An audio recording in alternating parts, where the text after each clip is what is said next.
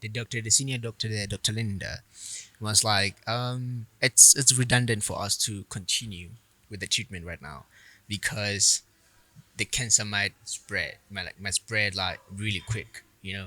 So the solution right now is to amputate the leg, you know. And then, And how hey, old are you at the time? I was 10. 10 years old. Yeah.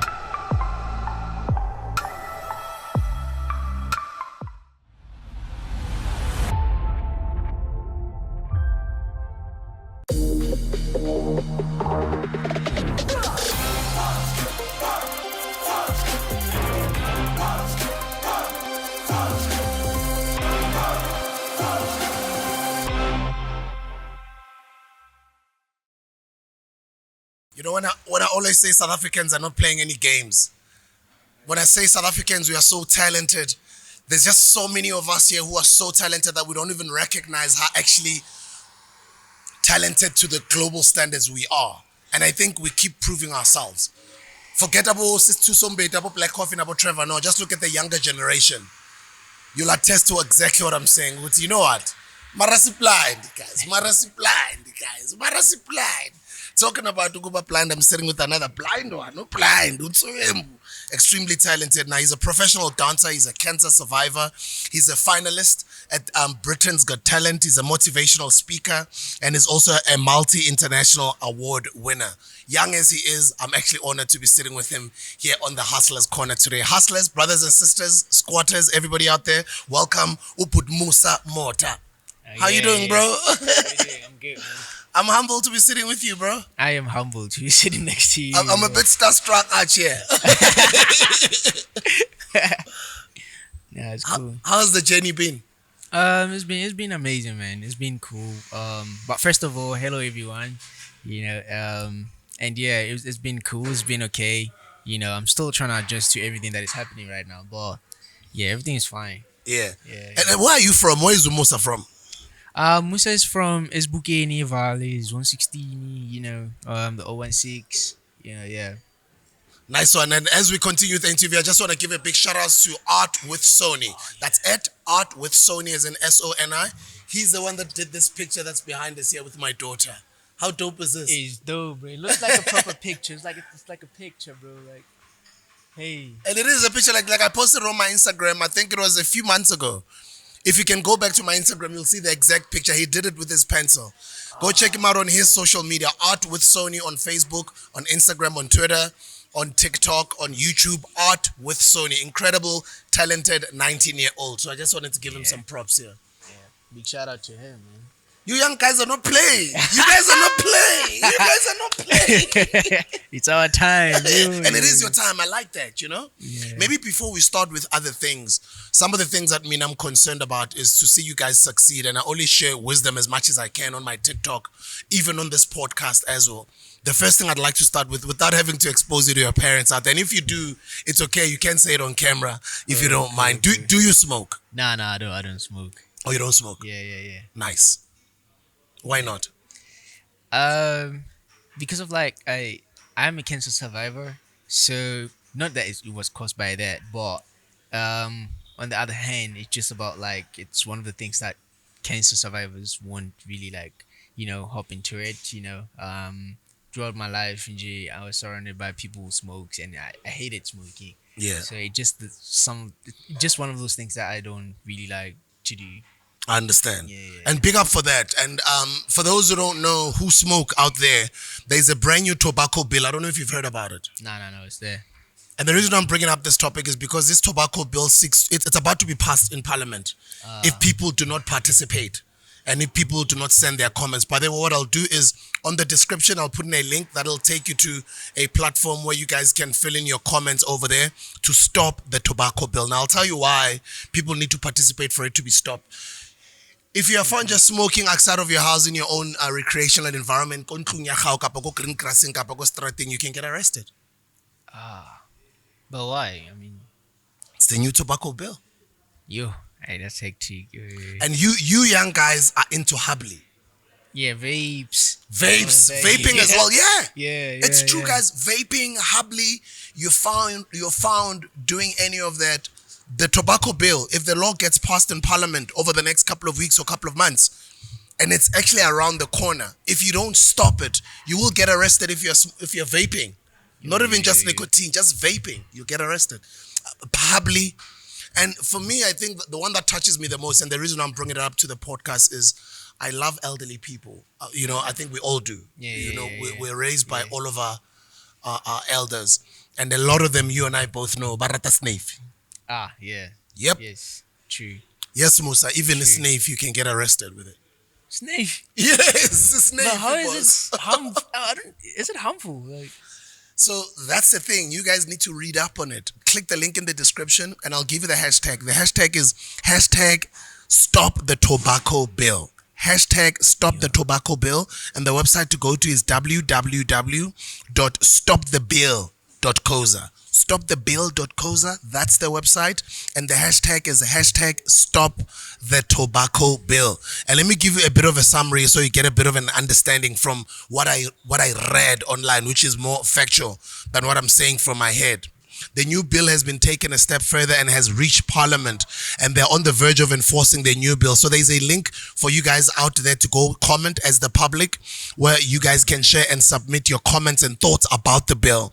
These comments will go straight to Parliament, and the hashtag to use, as I've already told you, is hashtag stop the tobacco bill, and the submission link is www.stopthebill.co.za. And I'd like everybody out there to know about it. And if you guys haven't seen any new videos about the bill on TV or on social media or on the internet, there is a lot of videos out there. There's a video of a Habli smoker who gets taken to jail for using Habli in a club. Yes, in a club. You guys are gonna. And what I don't like is also the fact that Habli has become a new business for young hustlers. Yeah. They Yeah. buy like yeah. Hablis and they hire them out to these joints and Exactly, they make yeah. money out of it. For me, I kind of feel it also stops their hustle. Yeah, of course. Now you're gonna have to get arrested if you're smoking Habli. So that video talks about it shows people getting arrested smoking Habli at a club, and it is crazy. You guys, you should also check out another ad. It's another video as well. They say you can spend up to 5 years in jail. 5 years in jail. Yep. And also there's one about smoking in your own home. 3 months for smoking in my own townhouse. That's what I'm gonna get if I get arrested, or if somebody calls the cops on me while I'm smoking outside of my townhouse or my balcony or my house or my green grass, my own garden or my own complex or estate. And the neighbors, and especially for those who don't get along with your neighbors, bangakubeka la, bakubona unkawuza ngaphandle, vele babambe ifoni, baphelela amarhate ukuthi nangu busy lapha, and they can come and arrest you. So for me, it's just to get it out there. And the reason I'm talking about it is because I was on the last week Monday, and shout outs to Podcast and Chill. They've just reached 1 million subscribers. They've invited me. Last week I was standing in for McG, Oh yeah. who lost a family member, so he couldn't do the show. So on the show, while we were doing the show, myself and Saul and the ghost lady, they brought it up. And I didn't believe them. So after the show, I went and read up on it. And I was like, no, I also want to talk about it on my podcast because I really think this is crucial. Yeah, Especially emakasi, emalokishini, Yeah, kovalera. because we smoke everywhere. You know? Do you know what I mean? Yeah. Yeah, so that's what I wanted to bring up. Check the link in the description. Go to www.stopthebill.co.za and then use the hashtag stop the tobacco bill, and you can send your comments over there. I'm just excited that this young man doesn't smoke. He is a cancer survivor, but I think I'll start there. What do you mean a cancer survivor? How did you get cancer? How did you know? How old were you? Tell me about the story. Yeah. So the story started when I was like 10 years old. You know, I was a football player. And then yeah, nakadlala somewhere, kadlala bolo da. And then I got kicked on my left knee. And then from that night onwards, I got like pains and stuff. You know, I experienced like severe pains on my knee. And then after weeks and weeks, the knee started to swell. You know, so my mom started to take me to doctors and all, but we couldn't see what was going on. You know, some of them would say it's a fracture. Some of them would say maybe it's a tore of muscle. You know what I mean? But when they take it to like a CT scan or maybe like an X-ray, they can't see anything. You know, yeah, until it was just like unbearable. And because now it was a ritual of like waking up at like 11, but not waking up intentionally. It was just the pain, every night, every 11, like at 11. I used to wake my mom up But there was this other night, it was just like keep coming and it was non-stop. Yeah, bro. So my mom called the ambulance. And then that's where I started the journey of going to hospital and hospital. So I started as booking hospital. They admitted me and all. I sat there for like 2 months. You know, in fact, they didn't know what was going on. Calling different doctors, different specialists, and then they sent me to Baragwanath, to orthopedic, and then I got there, and then they started to do my test and all of that. I remember I was just sitting in a room full of like specialists and doctors. They were just coming there, analyzing, assessing, investigating what was wrong. They took like CT scans. I went through like different scans, you know, but they couldn't find anything. And at that time, leoto la me la gogoa Ntse le ruruha leoto la yeah, hao. bro, yeah. And this is after how long? It's like after like 6 7 months, Sure. it's been going on. Yeah, I was like in a Since just severe that day when you pain. were playing soccer. Yeah, yeah. So yeah, and then they sent me back to Gang, and then after there, they sent me straight to Joburg Gen. So at Joburg Gen, they were like, we need to do a biopsy. So a biopsy is like a surgical process where they take a bone marrow, like a sample of your bone marrow, and then they put it in a test. And then yeah, the results came back positive with cancer. The type of cancer called osteosarcoma that is found like in the bone marrow. Osteosarcoma. Yeah, osteosarcoma. Osteosarcoma. Yeah, yeah, Okay. yeah. So yeah, it's found in the bone marrow, like inside the bones. Yeah, and then yeah, from there they just introduced it to my mom. Like, this is what's gonna happen. Your son is gonna receive treatment, and the chemotherapy. This is what is gonna happen. This is what he's gonna do, and all that. And then yeah, they sent me to Barquanath, in Ward 43. I remember I arrived there at late, like 11 p.m. Got there, got admitted already, and then yeah, I was just chilling there, and then I started to take my treatment. Um, should I continue? Because Yeah, tell me the alright, story. alright, I'm alright, alright, interested. alright, alright. You need to remember ke grootman jou. And when I hear Sure. such stories, I'm so inspired not only by your achievements, but just the fact that every kid out there plays soccer. We grew up playing soccer. It could happen to everyone, to anyone. Yeah. So I like the fact that you are sitting here as a conqueror, as a survivor, and now you're on global platforms doing your thing, but people don't know your story. So tell Yeah. us, I've got all the Alright, time in the world. I just want to listen and hear because this is an interesting story, bro. alright, but yeah, I need more fire. Can I? Oh yeah, yeah, I'm gonna ibula plus. Yeah, let's fire it. Utla ibula Tick. ileng tea. Oh, you already know. And this is a new one by Robot Boy, yeah. Oh yeah, Yeah. I saw it on the socials and stuff. Oh, you saw it on so Big give him a shout out, man. Yeah, Sure. big shout out, Robot, bro. Yeah, he sent me a DM and I'm like, bro, what's going on? Oh, did You he? should- yeah. it was Oh, like- nice. Yeah. it's After one of your the UK people- thing. Yeah. Nice. That's one of the people that I'm looking up to. No, he's a dope dude, man. Yeah, He's been my brother for many years. I'm very proud of everything he's achieved. So Yeah. this is his new range of drinks. Hey. Yeah, man. Hey. Yeah. Yeah. So after there, I received the treatment. I started with my chemo, and then the chemo I took it like for like a month. But the senior doctor there, Dr. Linda, was like, it's redundant for us to continue with the treatment right now because the cancer might spread like really quick. So the solution right now is to amputate the leg. And then, hey, And how old are you at the time? I was 10. 10 years old. Yeah, I was 10. How did they break the news to you? So when they're telling you they're gonna amputate your leg, are they telling your mother? They telling your parents? Or are they telling you directly? Or how did the news reach to you? So on that day, I was coming back to the hospital from a pass out. So my dad and my mom took me in, and then they explained it to them. They were like, yeah, this is the solution now. We can't continue with the treatment until we go to this one. So we have to amputate, and then because if we don't, we might give him the treatment, but we're not sure that it's gonna work. You know, S2, we don't know what's gonna happen. We know what's gonna happen, but now we need to react quickly. You know, yeah, I remember in Reduzida, and then the doctor took like a paper, and then Antoya that, and then I'm to like, this is where we're gonna cut it, this and this and this, whatever, whatever. And no boys are just what we were feeling like, Sure, bro. I'm just chilling there.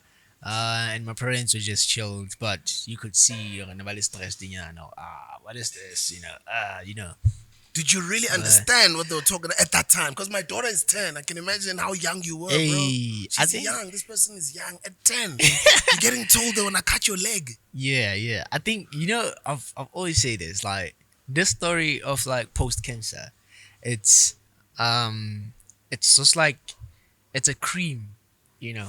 The whole story before that, bro. For like a year, I was like very sick to an extent that at some point I used to see someone outside talking to me, more of like hallucination. I was sick. Like my darkest times or darkest period was before I got diagnosed with cancer. And share, maybe we can go back. We'll come back to Yeah. this. Let's go back to those days. I not now. Yeah, I'm Oh, not not ready. now. Maybe I'm one not day. Not ready. ready to talk about it. Okay, okay. Yeah, I'm not ready. I'm still trying to like build up into it so that I can be able to talk about it, because Makes sense. that's the darkest part of it. No, I understand. Yeah. So that darkest part actually led me to being desperate for the solution. So the first of all, when I got diagnosed with cancer, for me it was more of like, oh, at least now we know what is this. Meaning there will be a solution. And at that time I've lost the sense of like walking. You know, so when they decided, we have to cut your leg, for me it was like, but I was expecting it. It was like, okay, but all right, I didn't want it to get that far, but it's here now. I have to deal with it. I was expecting it, to happen, and now it's happening. Let me prepare my mind. At that time, what was happening in my mind was, okay, so now the life is gonna change, but I'm gonna get better. I'm gonna be able to go back to school. That's what I was thinking. I'm gonna be able to go back home and play with other kids. You know, um, yeah, and then after the doctor told us that was it. But for me, honestly, yeah, I was uncomfortable with it. I was very uncomfortable. But at the same time, it was that matter of, I I have to go through this if I want to get better, or maybe I have to choose. This is a matter of life and death. And in order for me to leave, I have to lose my leg.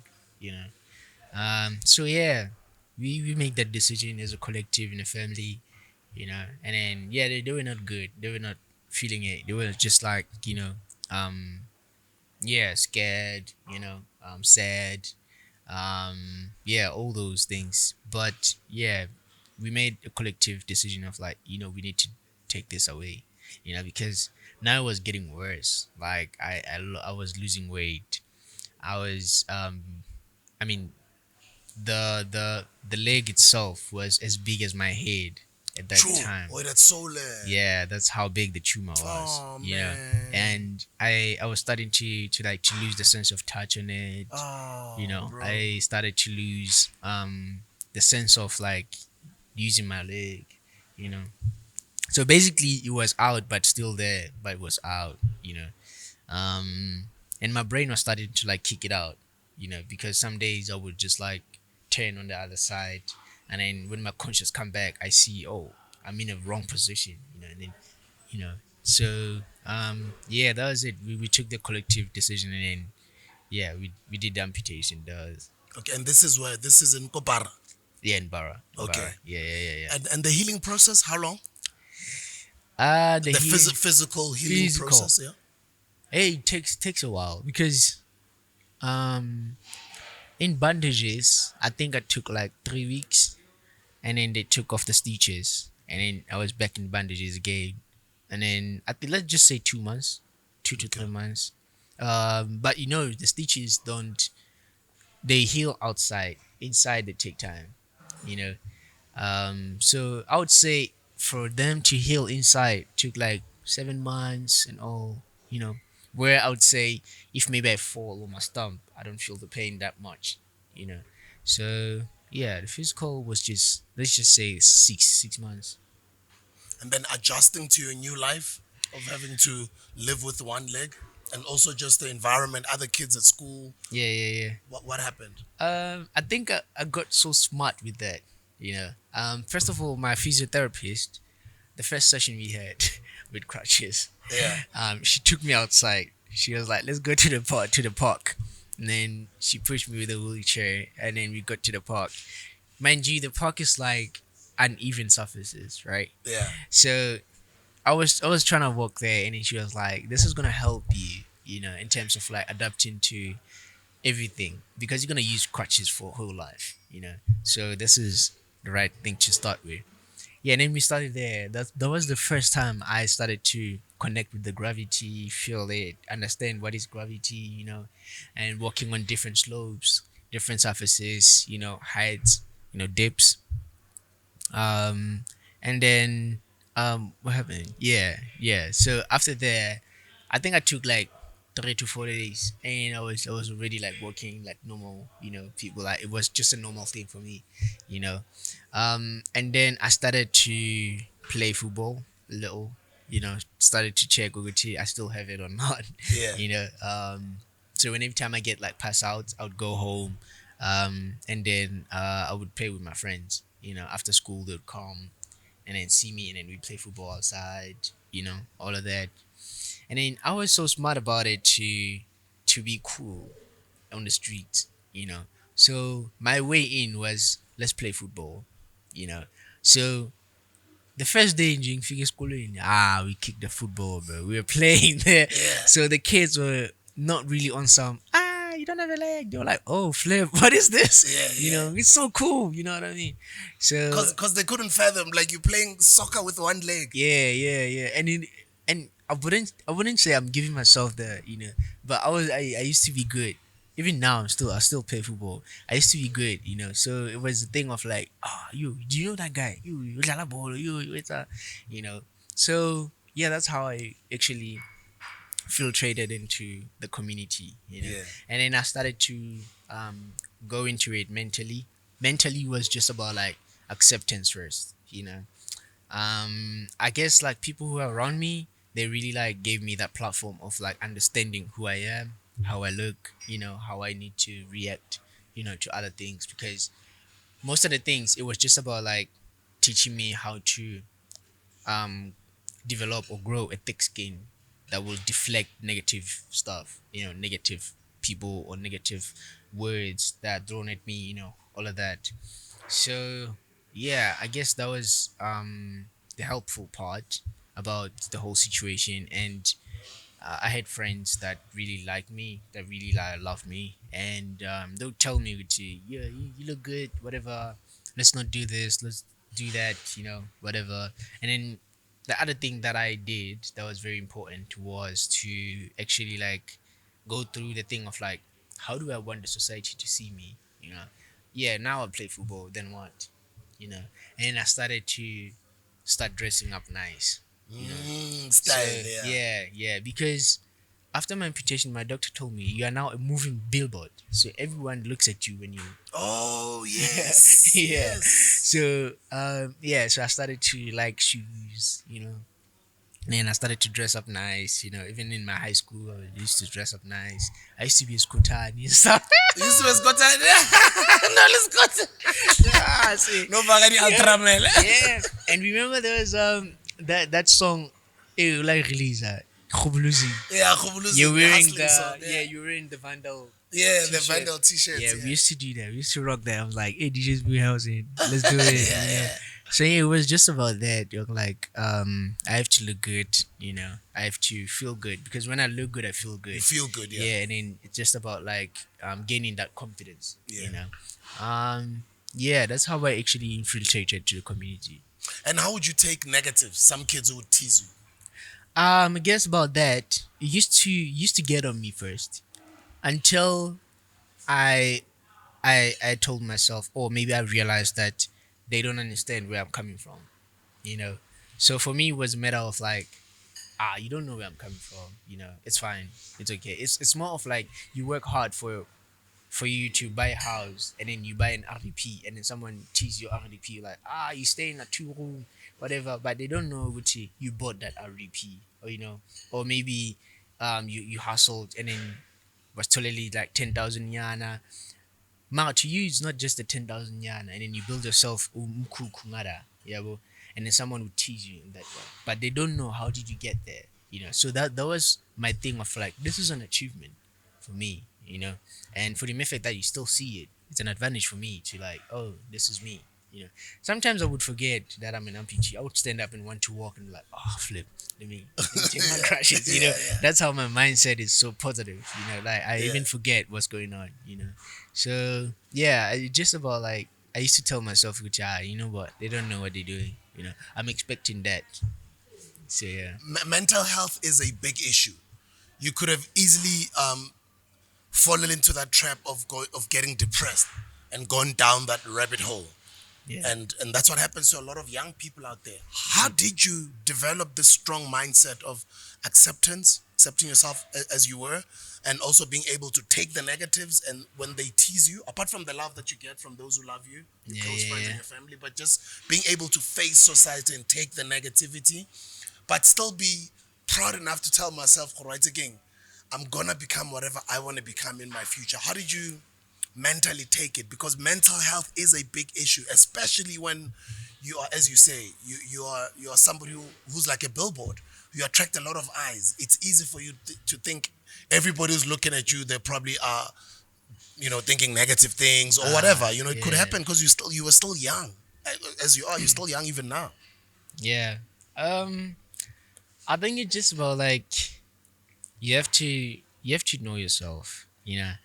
I I invested a lot of my time in self discovery, you know, and with that, I noticed to go to like, okay, these are my strong points, these are my weak points, So we focus on the strong points, but we maintain the weak points so that we know okay, how do we handle when we get attacked, you know.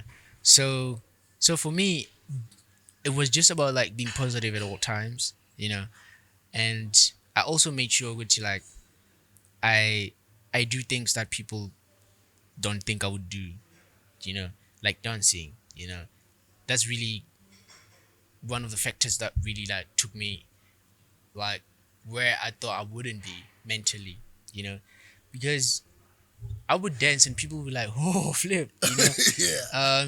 Yeah, even before I dance, I like how people looked at me before my performances. Like, oh, you're gonna dance. Oh my god, so cute, And then afterwards, they're like, oh, flip, bro. I was like, Oh, yo, blind demand. yeah, we didn't expect that, dog. Like, yeah, So that's how I actually like try to. And again, it's just about like the words that my mom taught me. Um, one of them I live through like two lines in my life. It's one of them. It's everything happens for a reason, Yeah. and then the other one is in everything you do your best. So in everything I do my best. I make a coffee, bro. I go all out. You know, Yeah. um, I do this. I go all out. When you I get don't do dressed, you go like, yeah. no half measures. Yeah. So, and again, it's just about with the one that says in everything happens for a reason. Is the one that helped me to get into like acceptance. You know. So I now understand, which is like, why did I go through that? God was teaching me something, which is okay. In your future, you're gonna face this thing. Your purpose is to do this. Ngikumile ukuthi uzoyenza so la emhlabeni, So I have to teach you how to behave, how to deal with people, how to do that, how to do that. I re- I understand ukuthi the Musa before amputation was not humble enough to actually understand. But after my amputation, I was so humble, man. I changed everything. Everything changed. I remember my mom this other time during my chemotherapy. Hey, chemo is the devil, yo. Nah. I People chemo say is it's the painful. hey chemo is the devil, bro. Ah, bro. Man, chemo doesn't go straight. Doesn't say, oh, we know cancer cells. Let's go. It burns everything. Everything. It burns everything. Like it starts with your hair, right? It burns your Your your hair. hair cells. Oh, man. It burns your what? Your organs and organelles. It burns your skin cells. Like it burns everything. Your nails become black, you know. Oh man. Um, and then when obamnyama, you lose your hair, Ish. eyebrows, eyelashes, and then I used to have like a blurry eyesight, you know. And what else? There's just a lot sense of taste. And then what it did to me, it burned my liver, it burned my heart, and it burned my eardrums. The one on the left, hey, susong 30% Yeah, yeah, yeah. and then um Linda, my left eyesight is not that clear. It's very blurry. yeah, yeah. Yeah, so that's and the other thing, what was it? Yeah, it's just my liver, my heart, my eyesight and my ear. Yeah, my ear. So yeah, some days you would walk and then I would get blackouts. Like yo, when you like just close your eyes, you know. I'd think that I'm closing my eyes. Why am I closing my eyes? Can't do I'm not closing my eyes. I'm just getting like black color coming in, fading inside. And then yeah, I'll just shout whoever is just next to me. And then the other thing was my heart right now is still beating. Like I can feel my heartbeat even when I'm talking, like gilo ka katomat, like your heart just races, right? Mine is always like that, you know. It's like always like that, literally, you know. And again, what else? My liver, but my liver is fine now. You know, I used to have like breathing processes that is like very difficult. And again, I knew my mom doesn't know this one. I wanted to include it in my book so that when she read it, she's like, "Oh." Are you So writing? You writing your book? yeah, yeah. So Well trying to done. like, Proud of yeah. you, bro. Oh yeah. Sorry, sorry. Ooh. I don't know. It's cool. It's cool. Oh yeah. Oh I yeah. like the fact that you're writing a book. Yeah. Yeah, yeah. So it was just there was this other time it was during the like the peak of like the cancer was just like on me, bro, you know. The chemotherapy was just like on me, like really, really on me. And then I had, I don't know if it's a cardiac arrest or what, but I passed out. Yeah. And then when I woke up I was in a theater, you know, in a room full of doctors and all. When I woke up, they were busy with those things. You know those things. I was like, Oh yeah. Are you serious, bro? yeah, they were busy with those things. Yeah, resuscitating you. Yeah. So Yeah. I woke up, my conscience came back, and then I was just like trying to understand what was going on. You know, I still have the pictures in my mind. Like I remember I just saw like doctors in there, and then the other one who was just next to me here was a woman, and then bigyan a mask. Yeah. So it was a matter of like she was, when I looked at her, she was crying, you know. And then because me, when I woke up and then I didn't maybe breathe deeply or whatever, you know. I didn't do anything. I didn't do any sounds. I just opened my eyes and then I started looking around, you know, like just trying to what's going on. And then the other doctor saw me, like, he's awake, you know. And then she looked at me. She gave me a hug, you know. Ah, bro. She gave me a hug and then I blacked out again. Boom. And then but this time I blacked out but my conscience was still, you know, active. So I could hear what they were saying, you know, but I couldn't feel my body. So they were just saying and I could hear the sound of the BP machine. Beep, beep, beep. And then I could hear Gucci Iala Gucci. It was like Don't say that, bro. Serious. and he was like and it was like we're losing him and all of that. And then at that time, when it was like, my body started to like feel cold, you know. And then I was just like in a like black whatever space that I don't know, you know. And then at that time, I was having flashes of like playing football outside my place with my friends, you know. And then yeah, my body was so cold. I was so cold, like so cold. And then I woke up. My conscience came back, you know. So it came back, and then I opened my eyes. But at that time, I opened it at the wrong time, where the doctor is about to like put the thing on me, and I woke up, and then it just choked me, and the thing is painful. It's Yo, painful, yo, bro. yo, yo, yo. Like Joe Musa. have a bear move. Like when they do it, Yeah. like I think it freezes or whatever that it does because like woke up moya wa chula, like yeah, you can't breathe, and then how about clearly like you know. And then I woke up and then they were just clapping hands, yay, you know. And then she gave me the hug again, you know. She was like, "Don't do this to us," you know. True, true, And true. then when she explained after that, I woke up. She was like, "You know, we did an exception for you. We did this for like close to 20 times. We were just Or they trying to don't do wait. it for that much, ne? Nah, They they do it a didn't. couple of times and And then then they were they. like, "Nah, it's fine, it's child." So with you, they believed, or no, It di was mana as all fine, right. that's all, yeah. Yeah. So at that time, I believe there was a transition, man.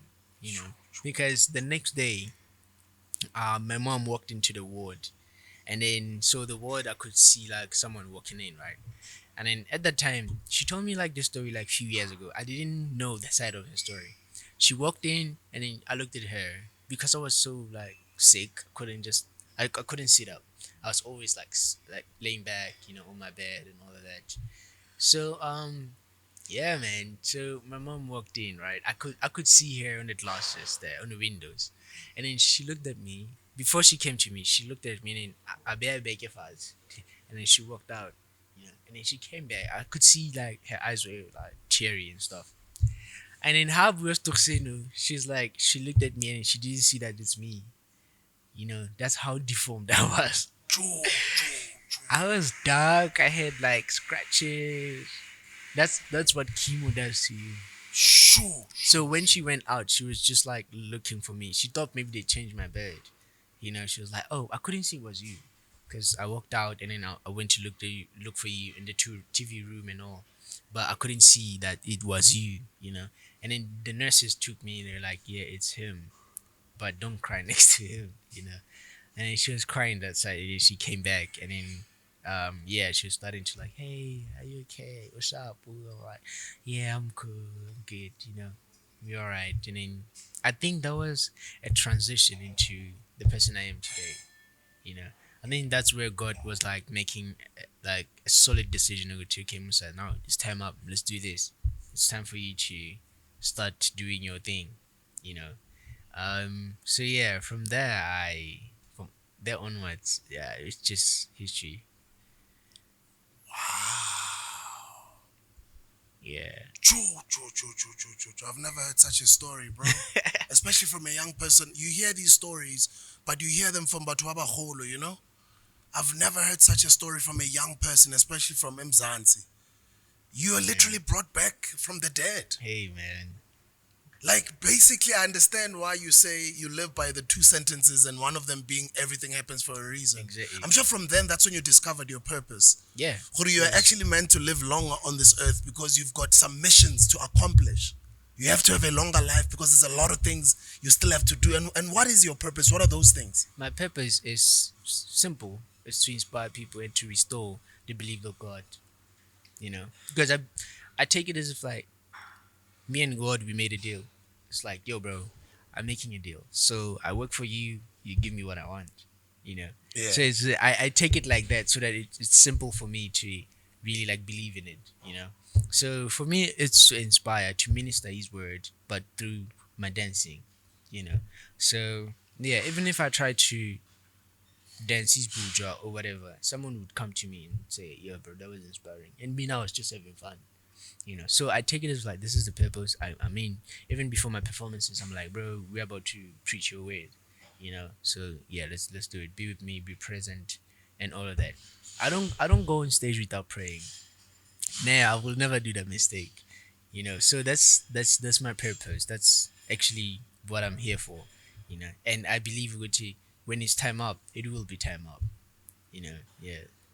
And those years and those days after chemo and then now you're rebuilding your life, what happened in your mind? Did you have a set goal that I want to become this? Or did you start working towards, or you're just going on just about life, focusing on, accepting your new way of living and just going on with life and listening to your parents? Or you already knew in your mind what you wanted to become? Yeah, I wanted to be a football star. Yeah, I wanted to be a football. That was like the ultimate dream, you know, to be a football star. And the other one was to be like a biomedical scientist. If not biomedical scientist, chemical engineer. You know, simply because I like being in the lab. I like, experimenting, doing some stuff. Um, but with whatever that is happening today, it's just about like I never thought things would happen this way. It was God driven. I never saw myself as a dancer. You know, I never um I never like had a dream of being a dancer.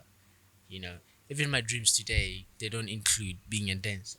You know, so I believe this is a car that is driven by God. I'm just a passenger.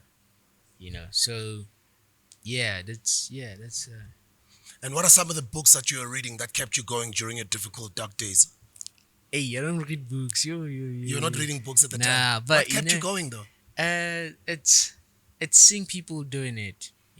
Seeing people like how far you came with more fire.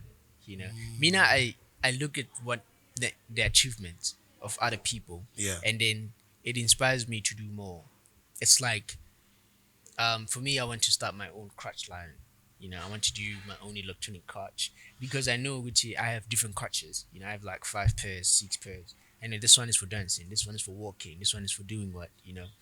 But I want to put that all in one place.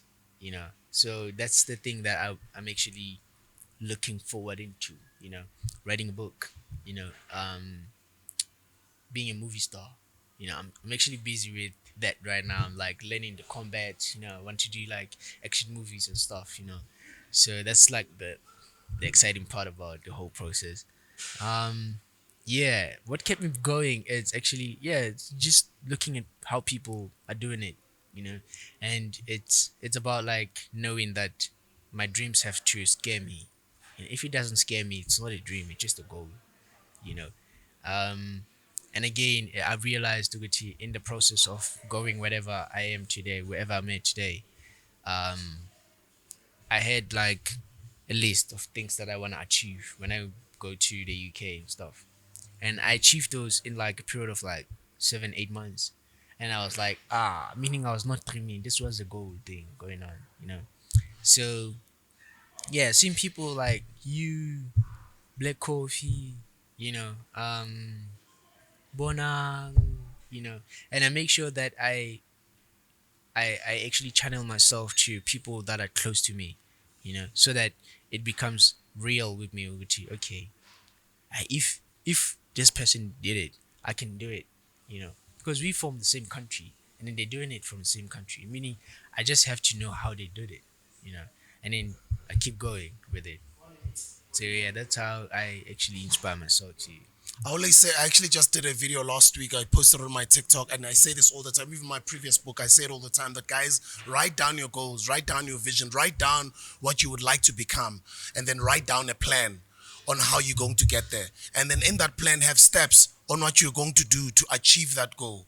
And then you even break it down even further. And then read that daily, but make sure you act daily towards that vision. It's gonna happen. There's just something with your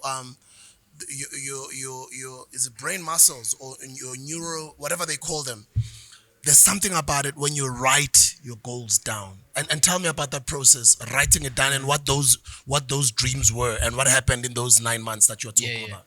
So I have this rule that is it's, it's 963. So 963. So that is like a manifestation thing. I believe in manifestation because manifestations, what you're talking about right now. Our belief is connected to the universe. The universe doesn't understand the language that we speak. They understand the language that we transfer. So with your belief, you are actually sending the signal, the frequency to the universe. The universe takes it and react to it. That is why we get like the poor people get poorer because they don't have that belief of being richer. But you get someone who's poor who believe that I'm gonna be rich and then they become rich. So manifestation, I developed this thing for myself. So in the morning, I write my goals, whatever that I wanna be. Let's say two things. I'll focus on two things. I'll write maybe um in the first person. I am a billionaire. And in the present tense, right? Yeah, I in the am. Yeah. yeah, Not I'm going to. I yeah, am. yeah. I am a Big up. I billionaire. like that. Yeah. I, Yeah. I am a billionaire, and then I'll write I am a movie star. You know, I'm gonna write that three times in the morning, Nice. read it nine times, Nice. and then in the afternoon, but after 12:32, I would write it six times, Nice. read it nine times, Nice. and then before I sleep, not episode while I'm still Busy. watching TV and Yeah. all of that. When I'm like, okay, now I'm gonna fall asleep. Just before bed. Yeah. Yeah, I write it nine times and then read it nine times before I sleep. Nice. So that it's the Yeah. last thing in your mind It's the before you last go to thing in bed. your mind. And when I wake up in the morning, I don't go to my phone, open my book, do that. No matter how urgent the thing is, I write it down. This is the first thing that I get into in the morning. Write down. I'm a billionaire. I'm this. I'm a billionaire. I'm this. And when I write that, I'm a billionaire. Already in my mind, I go to my bank account and then I see that million in my mind, that billion in my mind. And then I'm a movie star. I see myself in like big movies, big screens, like action movies, Marvel, all of that. And then eventually in your mind it's gonna come. I remember I used to write I have Audi A3, all of that. I have Audi A3 before I came home. And then I got home and then Audi, yes, something, they gave me the Audi A3. Oh, you serious? Yeah. Shout out to Audi Santin. Thank you so much, guys, for recognizing South African talent. Yeah. Big up to Audi A3 and whoever made it or whoever came up with that idea to hook him up with an Audi A3. Big up to you guys. Shout out to Yeah. them. That's dope, bro. Yeah. Big up to Yusuf. Is the one who did it from. Give him Chief props. What Did is it. his name?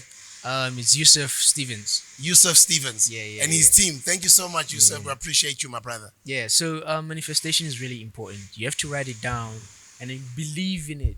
You can just write it and don't believe in it. It's not gonna happen. Okay. Yeah. So it's Faith, right? Yeah. Yeah. Faith. So that's how I actually do some of the things. Yeah.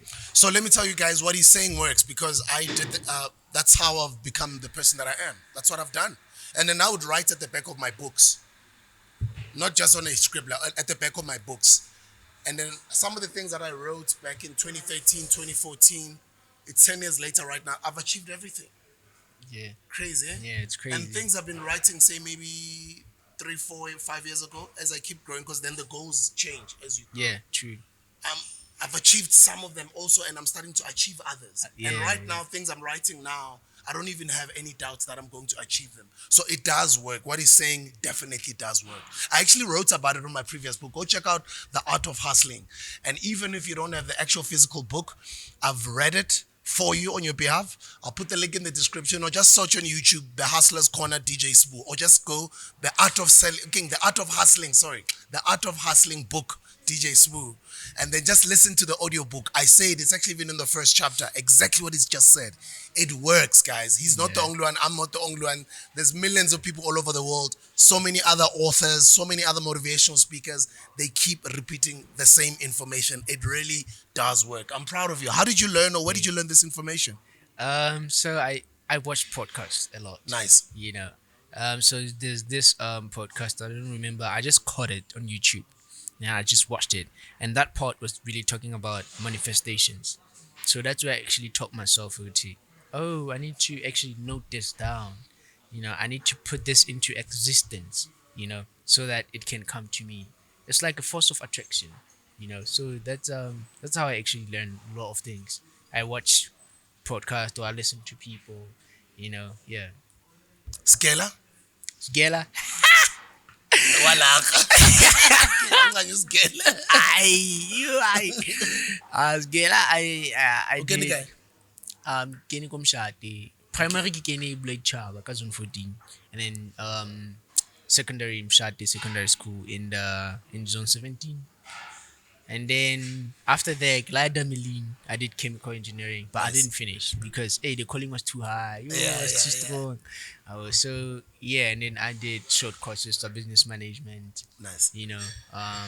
Yeah, I didn't do much in like education side, Yeah. but I'm one of those people who are self-taught. Yeah, because it's You a know. university of life, right? Yeah, Because yeah, even those yeah. podcasts that you're listening to, it's part of school. Yeah, of course. Especially if you listen to educational Yeah. or uplifting, yeah. or let me say, personal development type of content. Exactly. It's scale on its own, right? True, yeah. So like, I believe that school teaches you, and then it tests you after, but life will test you to give you a lesson. So I believe that I've went through situations where I've got tested to get lessons. Yeah.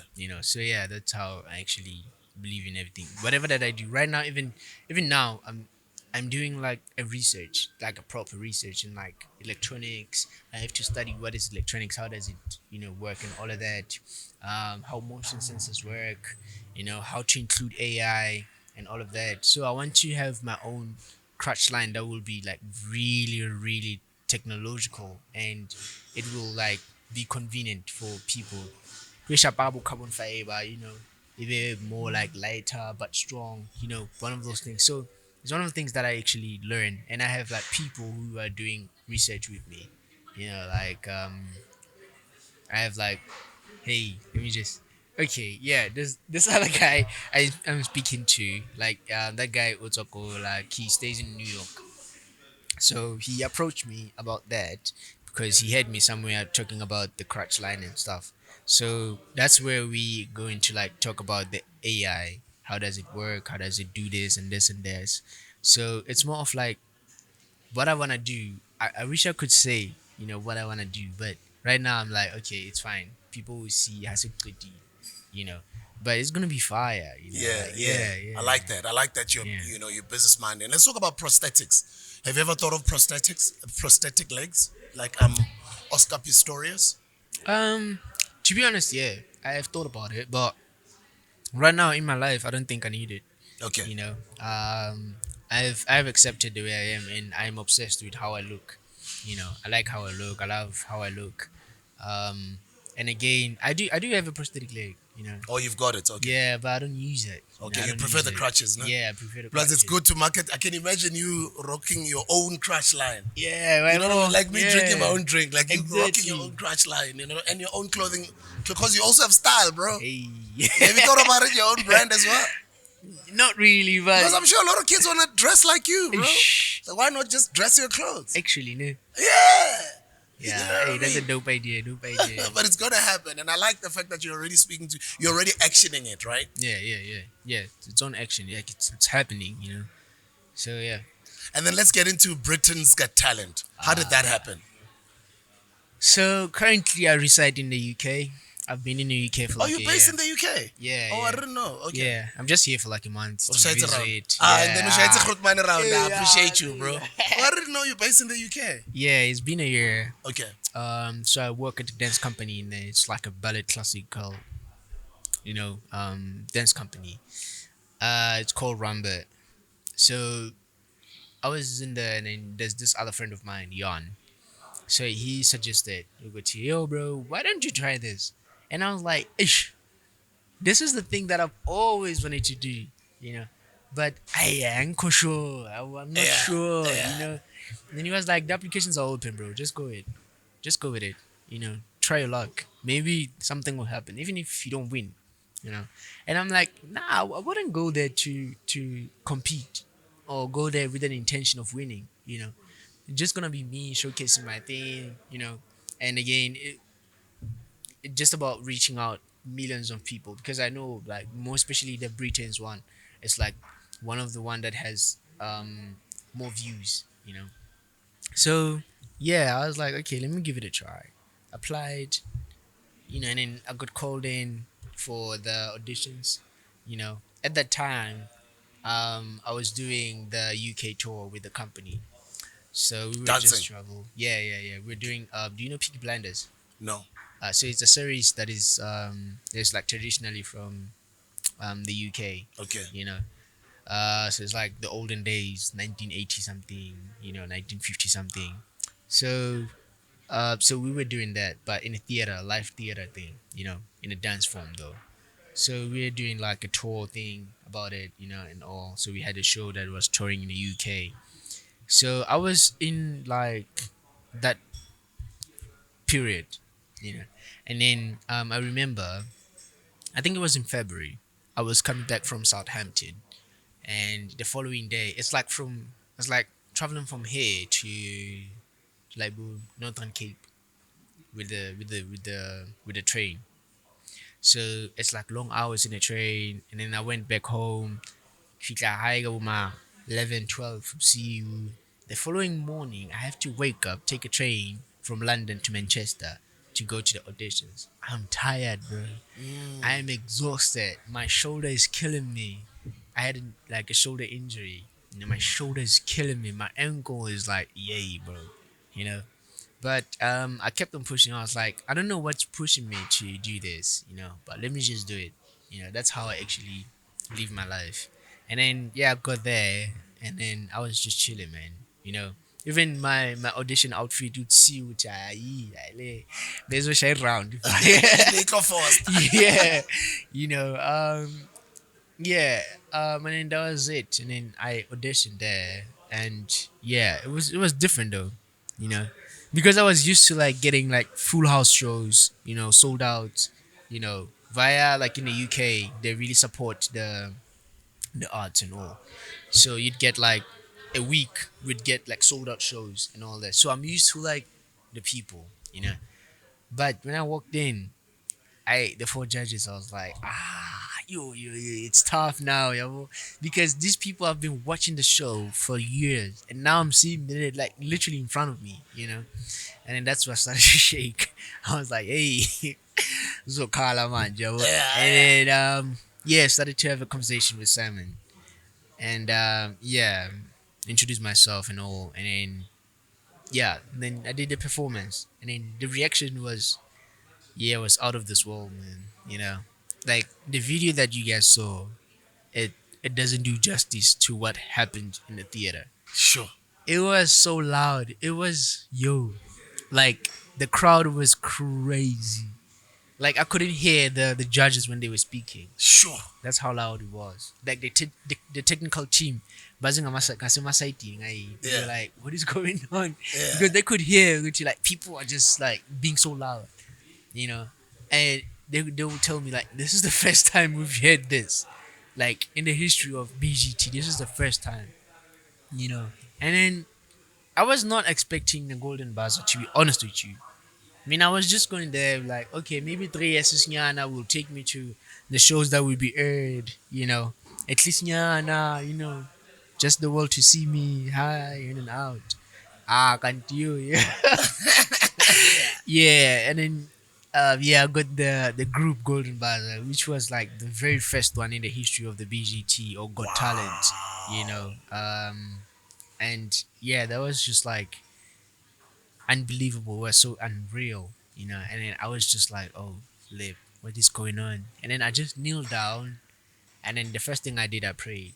I was Yeah. praying that Dagonama Udimo, and then that's the first thing I did when I kneeled down, and I was thanking him. I was like, if this is what you want me to do, I submit myself to you. Yeah. You know, whatever that you want me to do in this show, I submit myself.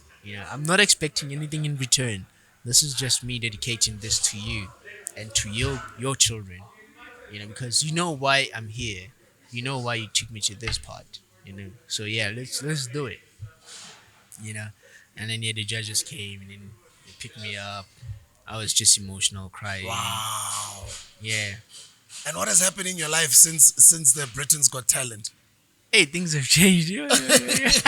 How long has it been now? 2 months? Yeah, I think 2 months. Yeah. Two How has it months. been so far? The ex-girlfriend did the phone. Ah, I knew that you would make it one day. love bags. The love bag. No, I'm kidding. But yeah, things have changed. Things have changed. Conversations have changed. Um, how my friends see me has changed. How my family sees me has changed. You know, the conversation that I'm having with people is now on the level of like we are listening to what you're saying. You know, um, and again, I like what is happening. Because I Yeah. was like throughout my life, I was praying like, God, I don't know how you gonna do it, but I want to be famous one day. you know, Yeah.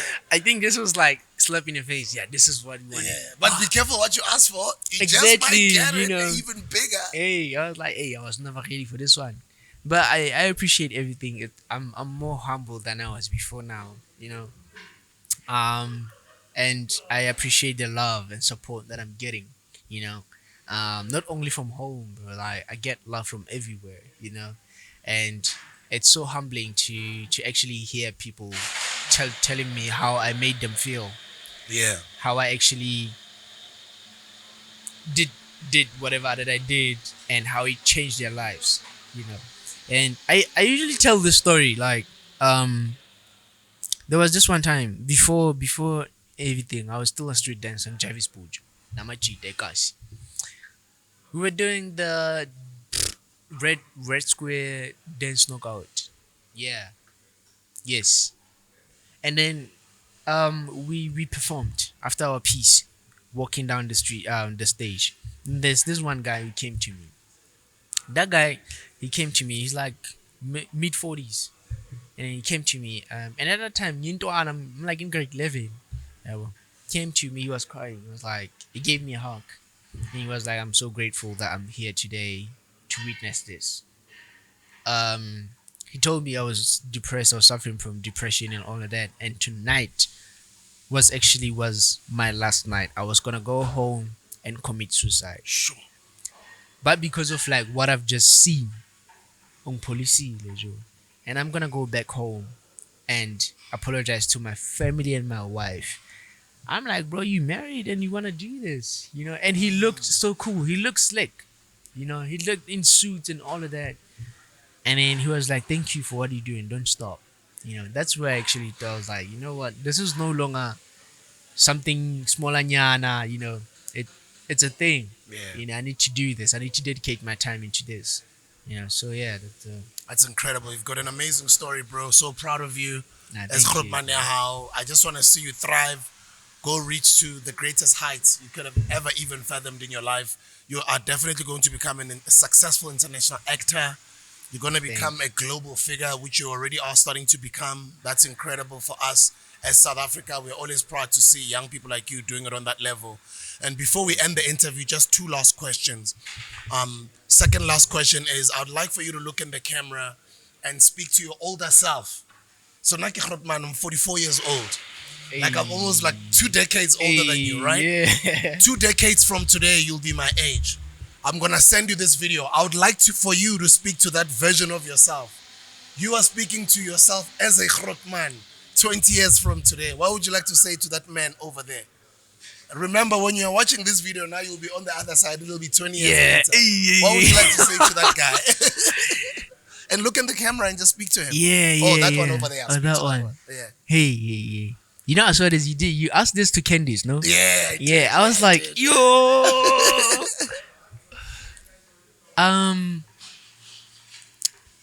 First thing I'll say is big ups to whatever that you're doing, whatever that you've achieved right now, and yeah, make sure that you take care of that McLaren. Make sure that you take care of your wife and kids, and that mansion you're living in, it's mine, not yours. You know. So yeah, big ups and enjoy the billions and all of that, and enjoy the world and stay humble. And yeah, thank you for taking care of the period from now until then.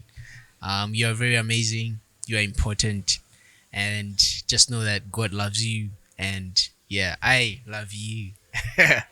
Yeah. That's amazing, man. And then lastly, I'd like for you to speak to the young people. Because now we broadcast on the internet. You obviously have got some of the young people all over the world watching Yeah. this video. What would you like to say to all the youth of the African continent and all over the world? Speak to them. Ah, And for those who are not believing in themselves, those who are going through the most, those who are going through depression, some others who are like you are amputees, some of them are double amputees. What would you like to say to all those young people? first of all, I'll give a big shout out to my mom, and my pops, little sisters, my brother, Mpo. Um, I would say I can tell you like most powerful quotes, motivational quotes, but the most the most important thing is the choice. Your choices are really effective into your life. The choices that you're making now are going to determine your future. So I would say to you, I'd advise you to make sure that you do the good choices, you take the good choices in life, and know that you are very important. For the mere fact that you are still alive right now and watching this, that means you have a purpose in this life. You have purpose in this earth. God gave you this opportunity to actually serve a purpose. So find it and know that you are important and the earth needs you. Believe in your dreams, dream high, and again, stay out of trouble, man. And you know what? You're very important. Nothing is important than your presence in this world. And believe in yourself and pray a lot. Yeah. Ah, that's beautiful, man. Lastly, when is the book coming out? The book. I am planning when I'm like 35 because I feel like what is happening right now in my life is a climax of the book. When You you're know. 35, you're supposed to be dropping your seventh book. This one has to come out, bro.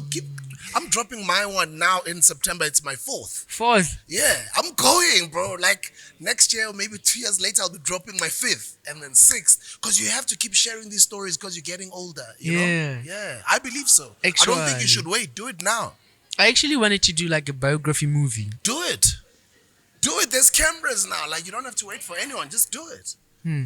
And when you do your book also in your autobiography movie or documentary on your life story, there's all sorts of different ways on how you can do it. You can do a Netflix series now that you've been exposed to the global market. I'm sure that you know it's going to open up ways for you to end up achieving that, putting it Yeah, out yeah, on yeah. Netflix. What do they call these gonja? Amazon Prime. Not documentary, man. They call them biopic. Oh, biopics. You know, on your Yeah, life story. It's yeah. inspiring. Like I've never heard such a story. I hear so many inspiring stories. A lot of them are overseas. A lot of them are older people. I've never heard such a story from a young person Hey. and still sit with them and they've got such a positive, strong mindset. And I really do understand your when you say you've got a purpose to impact and inspire as many lives as possible because you've just inspired me. I can imagine Yeah. the amount of lives you're still going to impact for the many years you're still going to live on earth, you know? So you have to keep sharing these stories. Keep sharing this journey, bro. It's amazing. Yeah, actually. Hey. Think Yeah. about it, man. Yeah, yeah, yeah, Yeah. yeah, yeah. Get into Maybe it, next man. year or in 2 years. Of course, not even maybe, do it, bro. And you understand the concept of manifesting things. Yeah. Get it done and also do the audio version, the audio book as well. Yeah, of course. Yeah. Yeah. And then just keep inspiring people. Because sitting here, I'm like, wow, what an amazing bro. What an Thank amazing you. young bro. Hey, shh. You must continue doing what you're doing. I just want to give props to your folks. I'm so inspired by what you guys have done with this young man here. Because ba re motho o bona gore o tswa ko ntlong e yang ka go bona yena gore yena o itshwara yang wa re bontsha gore mo a tswang teng o godisitswe yang o ya sibonisa yena ukuthi ukhuliswe kanjani. Yeah. So mina ngicela ukubonga nina ngomsebenzi omuhle niwenzile abazali bakhe. Your moms and dads, are they still in at the VAR? Yeah, yeah, yeah. Yeah. Yeah. I'm very proud of them, man. You guys have done a great job here. And Ralebocha for bringing us this amazing young man in the world, not only in South Africa.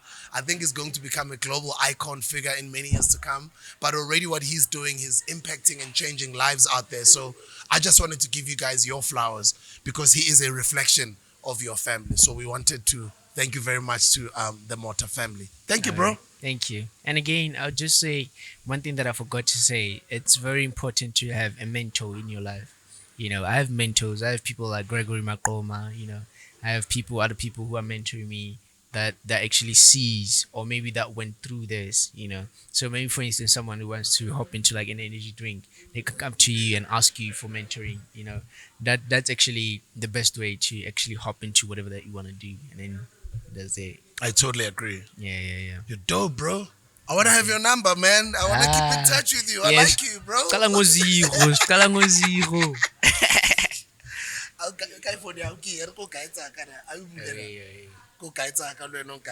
That is so dope, bro. Yeah, dog. What an yeah. amazing Oh, story, I already man. have yours. Oh, you already have mine. No, yeah. yeah.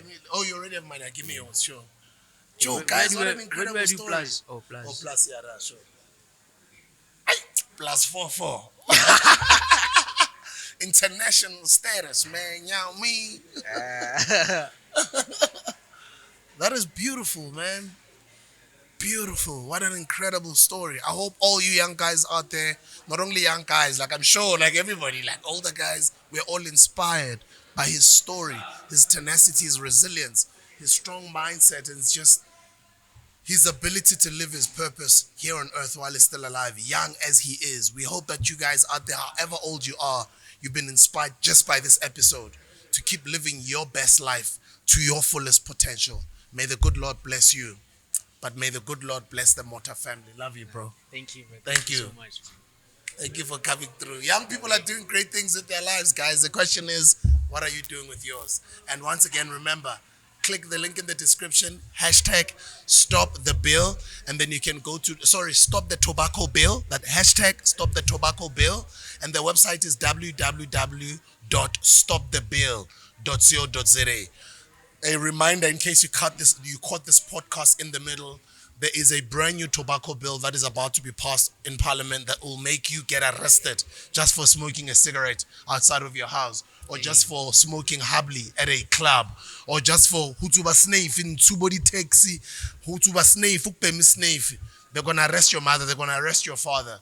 Your parents are probably not even on the internet, they're not online. So because you're hearing this information, stop that tobacco bill, participate, use that hashtag stop the tobacco bill, go to that website www.stopthebill.coza and share your comments over there. I'll see you guys on the next video.